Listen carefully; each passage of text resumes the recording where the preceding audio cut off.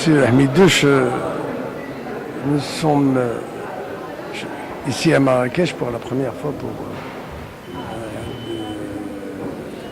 la conférence sur les commerçants, le commerce et les commerçants. Il y a plus de 1000 commerçants ici. Quel est votre mot sur ce forum? Écoutez, je pense que c'est la première fois qu'un forum d'une telle ampleur réunissant 1500 opérateurs, spécialement du secteur du commerce intérieur et extérieur, de toutes les provinces du royaume. Donc les 12 régions sont représentées, soit à travers des patrons de sociétés, soit à travers les chambres de commerce ou les fédérations. Il faut rendre un hommage particulier au ministère chargé du commerce, de l'industrie, de l'économie numérique, d'avoir pris cette initiative dans le cadre d'une approche participative, inclusive, qui permet à tous les acteurs du secteur de venir réfléchir de façon approfondie sur les problèmes que rencontre ce secteur clé de l'économie marocaine, de faire le point aussi sur les défis, les contraintes, qu'il s'agisse en termes d'organisation du secteur, parce que parfois on a le secteur informel, nous avons le secteur formel, nous avons de petites, moyennes et grandes entreprises qui interviennent dans ce secteur-là. Et les différents ateliers qui ont été organisés, les séances plénières qui ont été également organisées, je viens de participer comme panéliste à un des ateliers, le 7e atelier sur les 8 qui ont été organisés sur les perspectives de croissance du commerce extérieur marocain à destination du continent africain. Le potentiel est énorme. Aujourd'hui, le Maroc exporte à peu près 2 milliards sur les 25 milliards qui sont exportés vers le continent africain. Mais nous avons senti que le commerçant marocain moyen ne connaît pas le continent africain. Quand on parle d'Afrique, il nous parle du Sénégal, la Côte d'Ivoire, du Mali, c'est-à-dire, ou de la Mauritanie, les pays limitrophes. Mais ils ne savent pas qu'est-ce qu'il y a après. Aujourd'hui, nous avons 54 États africains. Nous avons 5 régions. Nous avons 27 pays francophones, 27 pays anglophones. Beaucoup de gens ne savent pas où se trouve le Lesotho, ou le Mozambique, ou bien le Malawi, comme on l'a constaté.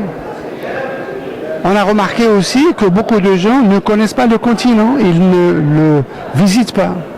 Rares sont ceux qui vont vers le continent africain. Alors parmi les problèmes qui ont été soulevés, c'est la cherté du coût du billet d'avion, la cherté des voyages, le frais de séjour, etc.